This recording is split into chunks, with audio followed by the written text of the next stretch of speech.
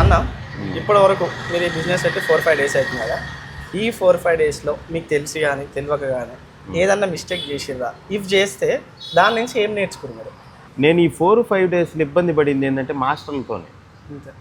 మాస్టర్లు సెట్ అవుతారా లేదా, సెట్ కాకపోతే ఎటు చేయాలి, మనకేమో వర్క్ రావదు, ఏం చేయాలి, ఎంత పెట్టుబడి పెట్టేసాము. అది అయితే నాకు 3 డేస్ నుంచి ఎప్పుడు మైండ్లో ఉన్నింది బ్రో. మాస్టర్లు ఎటు చేయాలి, సెట్ అవుతారా లేదా అని.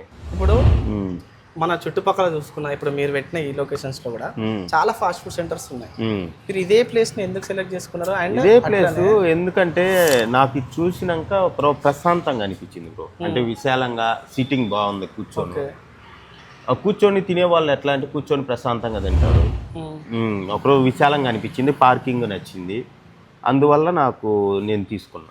అంటే వాళ్ళని కాదు, మన చుట్టుపక్కల ఉన్న ఫాస్ట్ ఫుడ్ సెంటర్స్ కాదని ఇక్కడికి రావాలంటే అదేనా యూనిక్ పాయింట్? అదేనా ఇప్పుడు నా యూనిక్ పాయింట్ అదే. నేనేం ఫాస్ట్ ఫుడ్ అవి ఉండయని నేనేం తీసుకోలేదు. ఇది నాకు ప్రశాంతంగా అనిపించింది. ఓపెన్ చేసి చూస్తే ఓకే, నాకు నచ్చింది, ప్రశాంతంగా ఉంది, తీసుకోవాలనిపించింది, తీసుకునేది.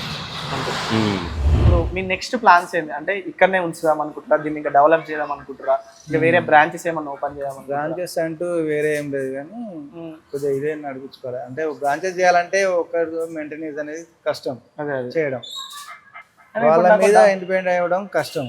మనం చేసుకుంటే అది వేరే, కానీ వాళ్ళకి ఒప్పజెప్పి మనం వదిలిపెడితే జర ఇబ్బంది అవుతుంది. నువ్వు ఇన్ని ఇయర్స్ ఎక్స్పీరియన్స్ ఉంది కదా ఈ ఫీల్డ్లో, వాళ్ళకి ఏం చెప్తాను?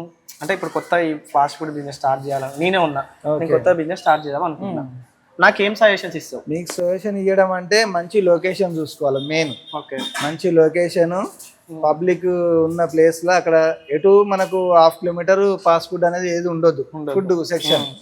అట్లాంటి ఏరియాలో మనం సెలెక్ట్ చేసుకోవాలి. అండ్ ఇంకోటి అన్న, మీకు 5 years అవుతుంది కదా ఇప్పుడు, ఈ 5 yearsలో మీకు ఒక పెద్ద ఛాలెంజ్ అంటే ఇంకా నాతోని కాదురా నాయన, నేను చేయలే నీ బిజినెస్, ఇట్లా ఇళ్ళ నుంచి నేను బయటకు వచ్చేస్తా, అట్లాంటి ఏమన్నా వచ్చినా? అట్లాంటి ఆలోచన అంటూ ఏం లేదు నాకు. చెయ్యాలి, బట్ లాస్ అయినా కానీ మనం చేయాలి.